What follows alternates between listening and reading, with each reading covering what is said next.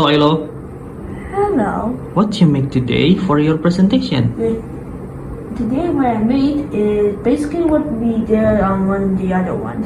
It's you press a button and then it turns on. Okay, can you tell me what the project's name? It is called The LED with... LED with buttons. Okay, can you explain the code?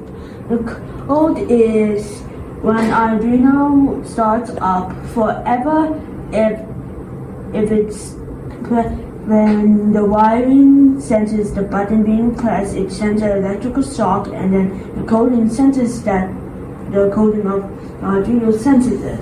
So then it sends out another electrical shock, as you see from the next part of the code, to turn on